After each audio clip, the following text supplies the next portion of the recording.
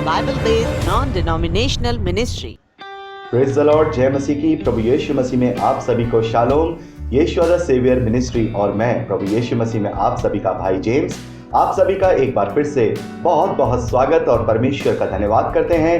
मेरे प्यारे भाई बहनों, आप देख रहे हैं यीशु द सेवियर मिनिस्ट्री का YouTube channel Yeshu the saviour. हमारा आज का विषय है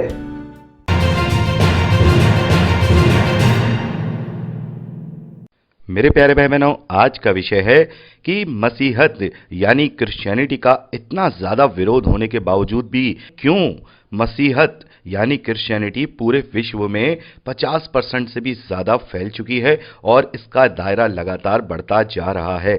आज का हमारा विषय यही है कि ऐसा हम पवित्र शास्त्र में क्या पाते हैं जिससे कि लोग मसीहत को या क्रिश्चियनिटी को अपनाते हैं, प्रभु यीशु मसीह को अपना उद्धारकर्ता करके ग्रहण करते हैं, और मसीह का इतना विरोध होने के बावजूद भी लगातार मसीहत क्यों अपने रूप में आगे बढ़ती जा रही है। मेरे प्यारे भाई बहनों, जब हम प्रभु यीशु मसीह का, पतरस का और दूसरे चेलों का और खास तौर पर जब हम पौलुस के जीवन को हम बाइबल में पढ़ते हैं तो हमें उनके जीवन से ये पता लगता है कि बाइबल का जो परमेश्वर है वो सच्चा परमेश्वर है, क्योंकि इनका जीवन देख करके ही हम ये जान पाते हैं कि कैसे जो बाइबल में लिखा गया है वो एक एक शब्द परमेश्वर की ओर से है। तो मेरे प्यारे भाई बहनों, आज हम इसी विषय में बहुत ही अच्छी तरह से अध्ययन करेंगे और उन मसीह विरोधियों से भी जो मसीहत का या क्रिश्चियनिटी का विरोध करते हैं उनसे भी हम ये आज एक अपील करेंगे जो कि एक तरीके से परमेश्वर की ओर से, वचन की ओर से है, ताकि वो समझने पाए कि जो परमेश्वर की ओर से होता है मनुष्य उसे कभी भी मिटा नहीं सकता। ना ही मनुष्य में इतनी कुव्वत है, ना ही मनुष्य में इतनी लियाकत है कि वो परमेश्वर के वचन को मिटा पाए। तो मेरे प्यारे भाई बहनों, सबसे पहले हम प्रेरितों के कार्य उसका 5वां अध्याय उसके 38वें और 39वें वचन को पढ़ते हैं। यहां पर हम एक चरित्र के विषय में देखते हैं जिसका नाम गमलीएल है। यहां पर इस वचन को पढ़ने से पहले मैं आपको इस वचन की पूरी भूमिका बताना चाहूंगा। प्रभु यीशु मसीह के पुनरुत्थान के बाद जब चेलों ने मसीह का प्रचार करना शुरू किया तब यहूदी लोगों ने उन पर अत्याचार करना शुरू कर दिया। उन्हें जेल खानों में बंद करवाना, उन्हें कोड़े पड़वाना, उन्हें उत्पीड़न कराना, ये सारे वो कार्य करते थे। और इसी कड़ी में यहाँ पर हम देखते हैं कि जो प्रभु के चेले हैं उन्हें यहाँ पर महासभा में ला करके पकड़ के बंदी बनाया जाता है। और यहीं पर उस महासभा में एक व्यक्ति है जिसका नाम गमलीएल है। वो इस बात को यहाँ पर कहता है। प्रेरितों के कार्य उसका 5वां अध्याय 48वें और 39वें वचन को हम पढ़ते हैं। इसलिए अब मैं तुमसे कहता हूं कि इन मनुष्यों से दूर रहो, यानी कि चेलों से दूर रहो और इनसे कोई मतलब मत रखो, क्योंकि यदि ये धर्म का काम या ये जो प्रचार कर रहे हैं ये मनुष्यों की ओर से हो तो अपने आप मिट जाएगा, परंतु यदि ये परमेश्वर की ओर से हो तो तुम इसे कदापि मिटा ना सकोगे, और कहीं ऐसा ना हो कि तुम परमेश्वर से लड़ने वाले ठहरो। तो मेरे प्यारे भाई बहनों, जो मसीहत का, जो क्रिश्चियनिटी का, जो मसीह प्रचार का विरोध करते हैं उनको ये मैं अपील करना चाहूंगा। यहां पर ये जो गमलीएल है ये अपने लोगों से अपील कर रहा है और यही बात वो आपसे भी अपील कर रहा है कि यदि ये जो प्रचार किया जा रहा है, मसीहत का जो प्रचार किया जा रहा है, अगर ये परमेश्वर की ओर से नहीं है, यदि केवल ये मनुष्यों की ओर से है तो सच्चा परमेश्वर इसे अपने आप मिटा डालेगा। लेकिन अगर ये परमेश्वर की ओर से है तो मसीह का विरोध करने वाले बड़े ध्यान से सुन ले, वो परमेश्वर से लड़ने वाले ठहरेंगे। तो सोचना पड़ेगा कि हम किससे लड़ रहे हैं। जो मसीह विरोधी, जो मसीह का विरोध करने वाले हैं, उन्हें यह सोचना पड़ेगा कि वो किससे लड़ रहे हैं। क्या वो परमेश्वर से लड़ रहे हैं? क्योंकि अगर वो किसी का विरोध कर रहे हैं या वो परमेश्वर की रक्षा कर रहे हैं, यदि वो सच्चा परमेश्वर होगा तो वो अपने आप से रक्षा करेगा और उस धर्म को, उस प्रचार को वो अपने आप से खत्म कर देगा, वो बढ़ने ही नहीं पाएगा। यहां साफ तौर पर हम इस बात को देख रहे हैं कि यदि यह प्रचार परमेश्वर की ओर से नहीं है तो इसे परमेश्वर अपने आप मिटा डालेगा। और अगर ये परमेश्वर की ओर से है तो बड़े ही कान खोल करके सुन लें, जो लोग मसीह का विरोध करते हैं, मसीह के लोगों का उत्पीड़न करते हैं, मसीह के लोगों को मारते हैं, मसीही प्रचार का विरोध करते हैं, वो ध्यान से सुन लें कि फिर ये जो कर रहे हैं वो परमेश्वर से लड़ाई कर रहे हैं। और अगर परमेश्वर से लड़ाई कर रहे हैं तो फिर उसका पलटा परमेश्वर अपने राज्य में उन्हें उसी के प्रतिफल के रूप में लौटाएगा। और पवित्र शास्त्र बाइबल हमें बताता है कि जीवते परमेश्वर के हाथों में पड़ना भयानक बात है। तो ये अपने लिए उस भयानक अंजाम को, अब उस भयानक अंजाम को ढूंढ रहे हैं। तो मेरे प्यारे भाई बहनों, ऐसे लोगों को समझना होगा कि वो किसका विरोध कर रहे हैं। अगर वो झूठ का विरोध कर रहे हैं तो वो टिक ही नहीं पाएगा, क्योंकि उनका सच्चा परमेश्वर उन्हें टिकने नहीं देगा। लेकिन अगर वो सच का विरोध कर रहे हैं तो फिर परमेश्वर उन्हें कदापि नहीं छोड़ेगा। मेरे प्यारे भाई बहनों, ये वचन इस बात को साफ तौर पे संकेत देता है कि अगर ये परमेश्वर की ओर से नहीं है तो ये मिट जाएगा। लेकिन हम परमेश्वर का धन्यवाद करते हैं, तब से लेके आज तक इसे कोई मिटा नहीं पाया, बल्कि ये विश्वव्यापी रूप में ऐसा फैला है कि पूरी दुनिया में 50% से भी ज्यादा लोग आज मसीही विश्वासी हैं। और कुछ लोग ऐसे हैं जो लोग मसीही विश्वासी तो हैं, लेकिन उन्होंने अपने आप को उजागर नहीं किया हुआ है। यदि उनकी भी संख्या मिला दी जाए तो ये जो संख्या है वो 60 से 65% की पहुंचती है। तो कुछ तो बात होगी इस पवित्र शास्त्र में, कुछ तो बात होगी परमेश्वर की सच्चाई में, जो इतने सारे लोग इसकी तरफ अट्रैक्ट होते हैं। कुछ तो बात होगी परमेश्वर के इस वचन की सामर्थ्य में, जो प्रभु यीशु मसीह को लोग ग्रहण करते हैं। तो इसे कोई नहीं रोक सकता है। यहां साफ तौर पर लिखा है, परंतु यदि ये परमेश्वर की ओर से है तो तुम उन्हें कदापि मिटा नहीं सकोगे। तो अगर ये प्रचार परमेश्वर की ओर से है, यदि ये मसीहत परमेश्वर की ओर से है, प्रभु यीशु मसीह परमेश्वर का सच्चा पुत्र है, तो उसके प्रचार को और उसके लोगों को दुनिया की कोई भी ताकत कदापि मिटा नहीं सकेगी। मेरे प्यारे भाई बहनों, एक और वचन मैं यहां पर आपके लिए पढ़ना चाहूंगा, न्यायियों की पुस्तक उसका 6वां अध्याय उसके 30वें और 31वें वचन को। यहां पर इस वचन को पढ़ने से पहले यहां पर भी मैं आपको इसका बैकग्राउंड बताना चाहूंगा। मेरे प्यारे भाई बहनों, यहां पर हम गिदोन न्यायियों का चरित्र देखते हैं। गिदोन न्यायियों के यहां उसके परिवार में सारे के सारे लोग बाल के देवता के पुजारी थे, या फिर हम कहें मूर्ति पूजक थे। और यहां पर गिदोन ने क्या किया था, रात में ही उनके मंदिरों में से जितनी भी मूर्तियां थी उन सबको तोड़ डाला था। और जब सुबह हुई तो यह बात पता चली कि गिदोन ने ही इन सबको तोड़ा है, तो सारे के सारे नगर के वासी उसके घर पे जमा हो गए और वो सब गिदोन को मार डालना चाहते थे। जैसा कि आज भी हम देखते हैं कि कुछ धर्म के रक्षक हैं जो धर्म की रक्षा करने के लिए मसीही लोगों को उत्पीड़न करने के लिए आ जाते हैं, उन्हें मारने के लिए आ जाते हैं। तो वहां पर भी गिदोन को मारने के लिए सारे के सारे लोग इकट्ठे हो गए थे।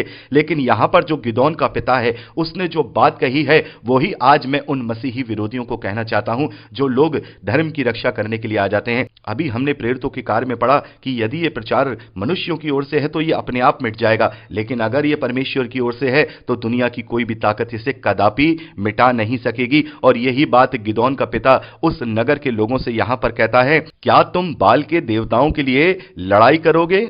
क्या तुम उसे बचाओगे? जो कोई उसके लिए लड़ाई करता है वह मार डाला जाए, सवेरे तक ठहरो। यदि वह सच्चा परमेश्वर हो तो जिसने उसकी वेदी गिराई है, उसकी मूर्ति तोड़ी है, उससे वह आप ही अपना पलटा लेगा और आप ही अपना बदला ले लेगा। तो मेरे प्यारे भाई बहनों, यहां पर हम देखते हैं कि गिदोन का पिता उनसे कहता है कि तुम क्या परमेश्वर की ओर से लड़ोगे? क्या तुम उस परमेश्वर की शक्ति की तरफ से लड़ोगे जिसे तुम परमेश्वर समझ रहे हो? जिसकी मूर्ति तोड़ी गई है वो तो अपने आप में परमेश्वर है, तो क्या तुम उसकी रक्षा करोगे? अगर वो सच्चा परमेश्वर है तो वो अपनी रक्षा खुद कर लेगा और सवेरे तक उसको दंड दे देगा और सवेरे तक वो अपना पलटा खुद ले लेगा। तुम कौन होते हो जो उसका पलटा लेने के लिए चले आए हो? तो मेरे प्यारे भाई बहनों, उस समय उन नगर के लोगों को यह बात समझ में आ गई कि अगर बाल का देवता सचमुच में सच्चा परमेश्वर है तो वो अपना बदला गिदोन से खुद ले लेगा। हम कौन होते हैं जो उसका बदला लेने के लिए निकल आए हैं? तो मेरे प्यारे भाई बहनों, मसीह का विरोध करने वाले ये बात सुन ले कि वो कौन होते हैं कि सच्चे परमेश्वर की ओर से लड़ने वाले या उसकी रक्षा करने वाले। क्या ये छोटा सा मनुष्य जो एक कीड़े के समान है वो इस सर्व सामर्थी परमेश्वर की रक्षा करने के योग्य है?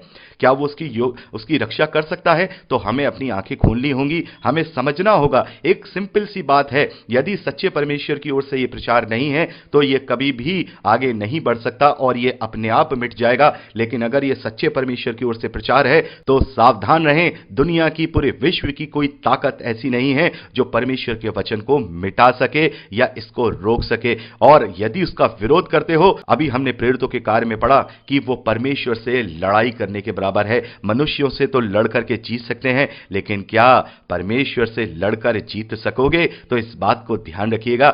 आज तो हम लोगों को मार सकते हैं, आज तो हम लोगों को पीट सकते हैं, आज तो हम लोगों को धमका सकते हैं, लेकिन जब हम जीवित परमेश्वर के हाथ में पड़ेंगे तो याद रखिएगा, ना तो इस धरती पर कभी चैन मिलेगा, ना ही उस जीवन में जो इस धरती के बाद का जो न्याय का जो जीवन होगा वहां पर भी शांति नहीं मिलेगी और परमेश्वर के राज्य में उसका दंड भोगना पड़ेगा। तो मेरे प्यारे बहनों, यही कारण है कि पूरी दुनिया में इतना सारा विरोध होने के बावजूद भी आज मसीहत पूरी रूप से फैलती जा रही है। आज क्रिश्चियनिटी को कोई रोकने वाला नहीं है, क्योंकि ये परमेश्वर की ओर से है। अगर ये परमेश्वर की ओर से नहीं होता तो ये सब कुछ अब तक मिट चुका होता। तो मेरे प्यारे बहनों, जैसा कि हम पवित्र शास्त्र को पढ़ते हैं, उस पवित्र शास्त्र को पढ़ के हम प्रभु यीशु मसीह का चरित्र देखते हैं। प्रभु यीशु मसीह तो केवल 3.5 साल की सेवकाई करके ही क्रूस पर चढ़ गए और वो गाड़े गए और तीसरे दिन जी उठे, और उसके बाद हम देखते हैं चेलों ने प्रचार का कार्य उठाया। तो मेरे प्यारे बहनों, यदि प्रभु यीशु मसीह जी नहीं उठा होता तो उसका प्रचार कैसे होता, उसका प्रचार क्यों होता? कुछ तो ऐसी बात रही होगी कि केवल 3.5 साल की सेवकाई में ही उसने इतना बड़ा प्रभाव छोड़ दिया कि आज विश्व की आधे से ज्यादा जनसंख्या उसके पीछे हो ली है।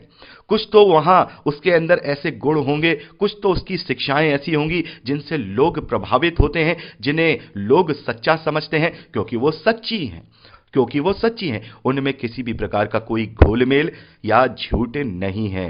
तो मेरे प्यारे बहनों, आज हम प्रभु यीशु मसीह का और उनके चेलों का और खास तौर पर जो पौलुस प्रेरित हैं उनके जीवन का आज हम अध्ययन करेंगे, जिनसे हम ये अच्छी तरह से जान पाएंगे कि कैसे बाइबल का परमेश्वर सच्चा परमेश्वर है। सबसे पहले तो हम प्रभु यीशु मसीह की जीवन को और सेवकाई को देखेंगे। 4 बातें यहां पर हम देखेंगे कि प्रभु यीशु मसीह के सेवकाई का लक्ष्य क्या था, और दूसरी बात हम देखेंगे कि उन्होंने अपनी सेवकाई में क्या लाभ कमाया, और तीसरी बात हम ये देखेंगे कि उन्होंने किस प्रकार का प्रचार किया, और चौथी बात हम ये देखेंगे कि जब प्रभु यीशु मसीह को क्रूस पर चढ़ाया जा रहा था तब प्रभु यीशु मसीह ने अपना बचाव किया या नहीं। सबसे पहले हम बात करेंगे कि प्रभु यीशु मसीह की सेवकाई का लक्ष्य क्या था। मत्ती का सुसमाचार उसका 16वां अध्याय उसके 21वें वचन से लेकर 23वें वचन तक प्रभु यीशु मसीह कहते हैं, अवश्य है कि मैं यरूशलेम को जाऊं और पुरनियों और प्रधान याजकों और शास्त्रियों के हाथ से बहुत दुख उठाऊं और मार डाला जाऊं और तीसरे दिन जी उठूं। मेरे प्यारे बहनों, यहां पर हम क्या देखते हैं कि प्रभु यीशु मसीह ने अपने चेलों को अपने जीवन का लक्ष्य क्या बताया है कि वो मार डाला जाएगा और वो गाड़ा जाएगा और वो तीसरे दिन जी उठेगा। मेरे प्यारे बहनों, प्रभु यीशु मसीह को अपना लक्ष्य पता है। उसको पता है कि मेरे जीने का लक्ष्य क्या है, और उसने 1 नहीं, 2 नहीं, 3 नहीं, कई बार अपने चेलों को यह भविष्यवाणी करके बताई है कि मैं पकड़वाया जाऊंगा, मैं गाड़ा जाऊंगा और वो लोग मुझे क्रूस पर मार देंगे और मैं तीसरे दिन जी उठूंगा। तो मेरे प्यारे बहनों, प्रभु यीशु मसीह का लक्ष्य यह है कि वो समस्त मानव जाति के लिए कुर्बान होना चाहता है, बलिदान होना चाहता है। मेरे प्यारे बहनों, यदि प्रभु यीशु मसीह मनगढ़ंत बातों का या अपने मन की झूठ का वहां पर प्रचार कर रहे थे, तो उन्होंने अपने लक्ष्य को मृत्यु क्यों चुना? क्यों उन्होंने क्रूस की कुर्बानी को, उन्होंने क्रूस की मृत्यु को अपना लक्ष्य बनाया? मेरे प्यारे बहनों, यहां केवल सत्य और सत्य ही यहां पर अपने जान को देने के लिए प्रोत्साहित कर सकता है। कोई झूठ या कोई बवंडर किसी को अपनी जान को देने के लिए उत्साहित नहीं कर सकता। तो यहां पर हमें यह पता लगता है कि प्रभु यीशु मसीह का लक्ष्य क्रूस की मृत्यु है। और यहां आगे हम देखते हैं कि पतरस प्रभु यीशु मसीह से यह कहते हैं कि ईश्वर ना करे कि तेरे साथ ऐसा हो। तब प्रभु यीशु मसीह उसे वहां डांटते हैं, वहां पर उससे कहते हैं कि हे शैतान, मेरे से दूर हो जा, तू मेरे लिए ठोकर का कारण है, तू नहीं चाहता कि मैं अपने लक्ष्य की ओर आ जाऊं। मेरे प्यारे बहनों, पतरस यहां बड़े ही प्रेम से, क्योंकि वो अपने गुरु से प्रेम रखते थे, पतरस बड़े ही प्रेम से प्रभु यीशु मसीह से कहते हैं कि ऐसा ना हो कि तू क्रूस पर चढ़े और तू मरे, मैं नहीं चाहता हूं। लेकिन प्रभु यीशु मसीह यहां पतरस को समझाते हैं कि नहीं, इसीलिए तो मैं आया हूं कि मैं समस्त मानव जाति के लिए कुर्बान हो जाऊं। तो यहां पर प्रभु यीशु मसीह का लक्ष्य, जो कि क्रूस की मृत्यु है, वो हमें बताती है कि प्रभु यीशु मसीह ने जो भी कहा, जो भी प्रचार किया, वो सब सत्य था, क्योंकि झूठ के लिए कोई अपनी जान नहीं देता। दूसरी बात हम देखते हैं कि प्रभु यीशु मसीह ने अपनी सेवकाई में क्या कमाया। मेरे प्यारे बहनों, जब हम मत्ती का सुसमाचार उसका 8वां अध्याय उसके 20वें वचन को पढ़ते हैं, तो वहां प्रभु यीशु मसीह कहते हैं कि लोमड़ियों के भट्ट और आकाश के पक्षियों के बसेरे हैं, लेकिन मनुष्य के पुत्र के पास सर धरने की भी जगह नहीं है। मेरे प्यारे बहनों, यहां पर हम देखते हैं कि प्रभु यीशु मसीह के पास सर धरने की, यानी कि सोने की भी जगह नहीं है, और उसने अपनी पूरी सेवकाई में एक नगर से दूसरे नगर, दूसरे नगर से तीसरे नगर, यहां से वहां करते हुए ही पूरा यरूशलेम तक की प्रचार यात्रा की है। उसने अपने लिए कोई आश्रम नहीं बनाया, उसने अपने लिए कोई कोठी नहीं बनाई, उसने अपने लिए कोई बंगला नहीं बनाया, उसने अपने लिए कोई धन नहीं कमाया। मेरे प्यारे बहनों, यहां पर हम देखते हैं कि प्रभु यीशु मसीह ने अपने जीवन भर कोई भी बात, कोई भी सांसारिक वस्तु को गेन नहीं किया है, उसे उसका लाभ नहीं लिया है। और प्रभु यीशु मसीह के पास तो सर धरने की भी जगह नहीं है। और मेरे प्यारे बहनों, आगे जब हम 20वां अध्याय 28वें वचन को पढ़ते हैं तो यहां पर प्रभु यीशु मसीह कहते हैं, जैसा कि मनुष्य का पुत्र वह इसलिए नहीं आया कि उसकी सेवा टहल की जाए, परंतु इसलिए आया कि वो स्वयं दूसरों की सेवा टहल करे और बहुतों की छुड़ौती के लिए अपने प्राण दे। तो प्रभु यीशु मसीह यहां पर कह रहे हैं कि मैं इस धरती पर इसलिए नहीं आया हूं कि मैं अपनी सेवा कराऊं। जैसा कि आप अन्य गुरुओं को देखते हैं, जो इस धरती पर जो अलग अलग मान्यताओं के गुरु हैं, वो सब अपनी सेवा टहल कराते हैं, अपनी चेलों से वो सेवा कराते हैं। लेकिन यहां प्रभु यीशु मसीह ने अपनी सेवा टहल नहीं कराई। प्रभु कह रहे हैं कि मैं इसलिए यहां नहीं आया हूं कि यहां मैं जीवन में अपनी सेवा कराऊं या अपने लिए कुछ चीज गेन करूं। मैं तो इसलिए आया हूं कि मैं दूसरों की सेवा स्वयं करूं और दूसरों के लिए मैं क्रूस पर मर जाऊं, उनके लिए मैं कुर्बान हो जाऊं, ताकि उनके पापों से उन्हें मैं छुड़ा पाऊं। तो मेरे प्यारे बहनों, यहां पर हम देखते हैं कि प्रभु यीशु मसीह ने इस प्रकार का कोई भी लाभ इस धरती पर नहीं लिया है। ना ही रुपए पैसे की बात करते हैं, तो रुपए पैसे के विषय में भी हम मत्ती के सुसमाचार उसके 19वें अध्याय 21वें वचन में पढ़ते हैं कि वहां पर एक पुरुष प्रभु यीशु मसीह के पास आता है और वो ये कहता है कि मैं सिद्ध होने के लिए क्या करूं। तो प्रभु यीशु मसीह उसको ये कहते हैं कि तू अपना सारा धन सब कुछ बेच करके कंगालों को दान कर दे और मेरे पीछे हो ले। मेरे पास तो ना ही सर धरने की जगह है, ना ही मेरे पास कोई धन दौलत है, तू मेरे पीछे हो ले। तो मेरे प्यारे बहनों, यहां पर हम देखते हैं कि प्रभु यीशु मसीह ने उस पुरुष से यह नहीं कहा कि तू अपना सब कुछ बेच करके मुझे दान कर दे तब तू सिद्ध होगा। प्रभु यीशु मसीह ने कहा कि अपना सब कुछ बेच दे, मेरे लिए कुछ मत रख, मुझे कुछ नहीं चाहिए, केवल कंगालों को दान कर दे तो तू सिद्ध हो जाएगा। तो यहां पर हम देखते हैं कि प्रभु यीशु मसीह ने कोई धन भी नहीं कमाया है और प्रभु यीशु मसीह ने अपनी कोई सेवा टहल भी नहीं कराई है। प्रभु यीशु मसीह ने अपने लिए कोई बंगला, गाड़ी और कोई वैभवशाली भवन नहीं बनाया है। उसने तो अपने लक्ष्य की तरफ अपने जीवन को जिया है और वो लक्ष्य है क्रूस की मृत्यु, ताकि वो समस्त मानव जाति के लिए, हमारे लिए, आपके लिए, हमारे पापों के लिए वो क्रूस पर चढ़कर बलिदान हो सके और तीसरे दिन जी उठकर हम सबको वो मृत्यु पर से जयवन कर सके, ताकि जो कोई उस पर विश्वास करे वो नाश ना हो परंतु अनंत जीवन पाए। मेरे प्यारे बहनों, तीसरी बात हम देखते हैं कि प्रभु यीशु मसीह ने किस प्रकार का प्रचार किया है। प्रभु यीशु मसीह के प्रचार को जब हम देखते हैं तो एक से एक जो उनकी उपदेश हैं, शिक्षाएं हैं, वो ऐसी हैं कि बिल्कुल मानवता के लिए हैं, मानवता की भलाई के लिए वो 100% बातें हैं। जिसमें से सबसे प्रमुख बात हम देखते हैं कि प्रभु कहते हैं कि तुम अपने शत्रुओं से भी प्रेम करना, किसी से भी तुम अपना पलटा मत लेना, किसी से भी अपना बदला मत लेना। ये तो हम देखते हैं प्रभु यीशु मसीह के गोल्डन जो सोने जैसे उपदेश हैं। लेकिन इसके अलावा भी प्रभु यीशु मसीह ने एक प्रचार किया है कि स्वर्ग के राज का प्रचार करो, सुसमाचार का प्रचार करो, जाति जाति, दुनिया दुनिया, कोने कोने तक उसका सुसमाचार का प्रचार करो। क्यों मेरे प्यारे बहनों, कोई भी गुरु इस प्रकार से नहीं कहता है कि तुम हमारे धर्म का प्रचार करो या मेरी बातों का प्रचार करो। प्रभु यीशु मसीह ने ही क्यों यह कहा कि मेरा प्रचार करो? क्योंकि वो जानता है कि जितने ज्यादा लोग उस पर विश्वास करेंगे वो शैतान के हाथों बचेंगे और उस अनंत जीवन को पाएंगे। तो प्रभु यीशु मसीह का मोटिव यहां पर यह है, प्रभु यीशु मसीह की इच्छा यह है कि ज्यादा से ज्यादा लोग बचाए जा सकें। क्योंकि प्रभु यीशु मसीह का लक्ष्य तो यह है कि वो क्रूस पर मृत्यु को प्राप्त हो जाएगा। तो उसे क्या फर्क पड़ रहा है कि प्रचार हो या ना हो? यहां पर फर्क इसलिए पड़ रहा है क्योंकि वहां पर प्रभु यीशु मसीह ने सत्य बात बताई है, सच्चाई बताई है। और इन्हीं सारी बातों से यह बात प्रूफ होती है कि प्रभु यीशु मसीह ने जो भी बात बताई है वो सत्य बात बताई है और बाइबल का परमेश्वर सच्चा परमेश्वर है। और चौथी बात हम देखते हैं कि जब उसे क्रूस पर चढ़ाया जा रहा था तो क्या प्रभु यीशु मसीह ने अपना बचाव किया? तो एक सिरे से उसका जवाब है नहीं।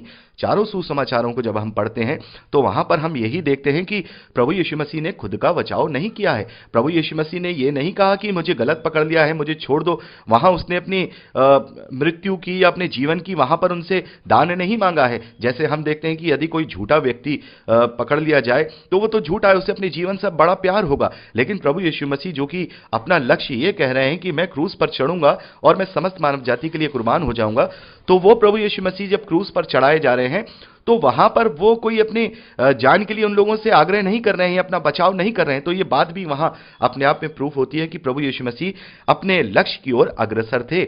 और दूसरी बात हम ये देखते हैं कि प्रभु यीशु मसीह को जब क्रूस पर चढ़ाया है तो उन्होंने अपने क्रूस पर चढ़ाने वालों को क्षमा भी कर दिया है। क्रूस की मृत्यु को सह रहा है। वो हाथों में कीलें ठुकी हुई हैं, पैर में कील ठुकी हुई है, प्यासा है, उसके हाथों से पैरों से खून निकल रहा है, चिलचिलाती धूप से वो झुलस रहा है और उसको बिल्कुल बिना कपड़ों के ही क्रूस पर चढ़ाया गया था। और ऐसी अवस्था में भी वो अपने चढ़ाने वालों को क्या कर रहा है, अपने क्रूस पर चढ़ाने वालों को क्षमा कर दे रहा है। वो ये प्रार्थना कर रहा है कि हे पिता, इन्हें क्षमा कर, ये नहीं जानते हैं ये क्या कर रहे हैं।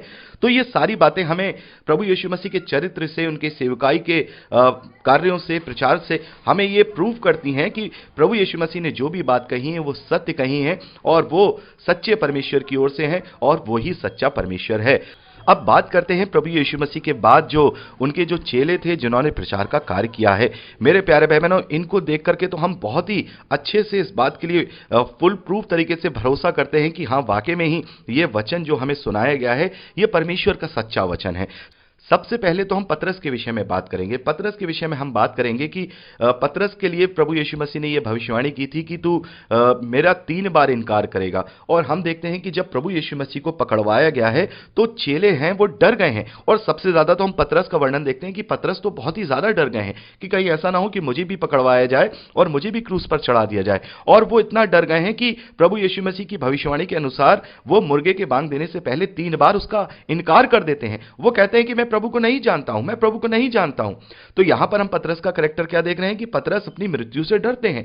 पतरस जो है एक अलग तरीके का जीवन जी रहे हैं, एक सामान्य व्यक्ति का जीवन जी रहे हैं। लेकिन यही वो पतरस है जो अचानक बदल जाते हैं, अचानक बदल जाते हैं। प्रेरितों के कार्य में हम पढ़ते हैं कि जब पवित्र आत्मा का अभिषेक उन्हें होता है तो सबसे पहले वो ही आकर के प्रभु का प्रचार करते हैं। जब तक पवित्र आत्मा का अभिषेक नहीं हुआ था, चेले एक कमरे में छुपे छुपे रहते थे। लेकिन जैसे ही पवित्र आत्मा का अभिषेक उन्हें मिला, वो कमरे से बाहर आए और ऊंचे स्वर से प्रभु यीशु मसीह का प्रचार करने लगे। तो ऐसा क्यों हुआ?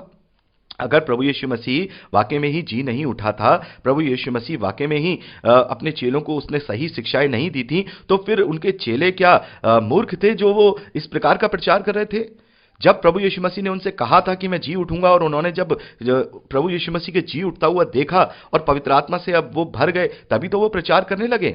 वो क्यों प्रचार करने लगे? वो आखिर क्यों इतने डरपोक से इतने निडर बन गए, इतने अपनी जान की भी परवाह नहीं कर रहे हैं? उनके अंदर हियाब आ गया, उनके अंदर हिम्मत आ गया। कहां से आ गया? क्या झूठ के लिए आ गया?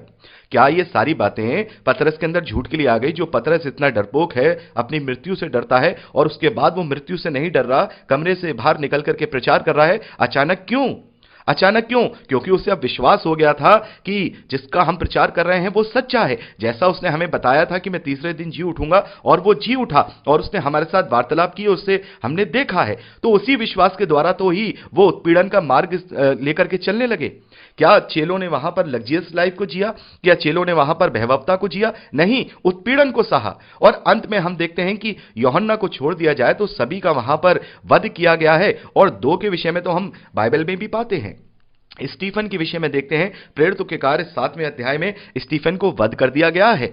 और याकूब के विषय में देखते हैं, जो कि यूहन्ना का भाई है, उसको भी वध कर दिया गया है। तो मेरे प्यारे भाई बहनों, क्या ये वध होने के लिए प्रचार कर रहे थे? क्या ये झूठ का प्रचार कर रहे थे? अगर झूठ का प्रचार कर रहे थे तो क्यों वध होने के लिए प्रचार कर रहे थे? सबसे बड़ा सवाल यहां पर उत्पन्न होता है कि इस धरती पर कौन है जो झूठ के लिए वध होना चाहता है? वो ही है जो सच्चाई के लिए वध होना चाहता है। अगर मैं किसी के लिए मरना चाहूंगा तो सच्चाई के लिए ही तो मरना चाहूंगा, कोई मनगढ़ंत बात के लिए थोड़ी ना मरना चाहूंगा। मैं क्यों मरना चाहूंगा? अगर मैं ये जानता हूं कि ये बात मैं झूठ बोल रहा हूं तो मैं अपनी जान बचाऊंगा क्योंकि मैं झूठा हूं। लेकिन अगर मैं जानता हूं मैं सच्चा हूं तो फिर मैं अपनी मृत्यु की भी परवाह नहीं करूंगा, अपनी जान की भी परवाह नहीं करूंगा, क्योंकि मैं जानता हूं ये बात सत्य है। तो चेले जानते थे कि प्रभु यीशु मसीह ने जो कहा वो सत्य है, वो जी उठा है, इसलिए तो उन्होंने अपनी जान की भी परवाह नहीं करी। स्टीफन वहां पर पथरवाह करके मार दिया गया। तो मेरे प्यारे बहनों, ये चरित्र हमें बताते हैं कि यहां पर जो उन्होंने प्रचार किया है वो किसी भयवत्ता के लिए, किसी रुपए पैसे के लिए नहीं किया है, बल्कि सच्चाई के लिए किया है। और ना ही उन्होंने वहां पर कुछ भी प्राप्त किया है। और सबसे बड़ा उदाहरण तो मेरे प्यारे बहनों पौलुस के विषय में देखते हैं। पौलुस के विषय में हम देखते हैं कि पौलुस का जो जीवन है बहुत ही अपर क्लास का जीवन है और वो रोमी नागरिक है। रोमी नागरिक होने का मतलब, जैसे आप समझ लीजिए कि इंडिया में जब अंग्रेजों का शासन था और जब कोई अंग्रेज नागरिक हुआ करता था तो इंडियन नागरिक से उसकी जो दर्जा हुआ करता था वो ऊपर हुआ करता था। और ऐसे ही जो पौलुस है वो रोमी नागरिक थे। समस्त यहूदा के देश में उनका जो दर्जा था वो ऊपर था और वो अपने आप में बहुत ही शक्तिशाली थे। और वहां पर हम देखते हैं वो फरीसी थे और वो मसीही विश्वासियों का उत्पीड़न करने वाले थे। स्टीफन के वध में भी उनका हाथ था, उसे पथरवा करके मार दिया गया। यह सब पौलुस के इशारे पर हुआ और हम देखते हैं कि वो कलीसिया का उत्पीड़न करता था, उन्हें घसीट घसीट के बंदी गृह में डालता था। और यह भी हम देखते हैं कि पौलुस जा रहा था हायर अथॉरिटी से वो परमिशन लेने की मैं मसीही विश्वासियों को पकड़ पकड़ के जेल खाने में बंद करा सकूं, लेकिन रास्ते में ही प्रभु यीशु मसीह ने उसे अद्भुत रूप से दर्शन दिया और वहां से उसका जीवन बदल गया। तो मेरे प्यारे भाई बहनों, पौलुस ने अपना जीवन क्यों बदल दिया? वो पौलुस जो एक रोमी नागरिक था, एक अच्छी जिंदगी जीता था, यहूदियों में उसकी अच्छी प्रतिष्ठा थी, उसका एक अच्छा पद था, उसने वो सब कुछ क्यों त्याग दिया? उसने क्यों एक सामान्य जीवन को ले लिया जिसमें उसने उन यहूदियों के आगे बैत खाए, कोड़े खाए, उत्पीड़न को सहा, मार को सहा, अपना जीवन बिल्कुल शून्य बना लिया, यहां तक कि उसने अपने ज्यादातर जीवन को जेल खाने में बिताया है। तो जेल खाने में क्यों बिताया पौलुस ने? वो तो अच्छा जीवन जी रहा था, यानी कि उसे परमेश्वर ने, प्रभु यीशु मसीह ने दर्शन देके उसका जीवन बदला, उसका हृदय परिवर्तन हुआ, उसे समझ में आ गया कि मैं जो कर रहा हूं वो परमेश्वर के विरोध में कर रहा हूं।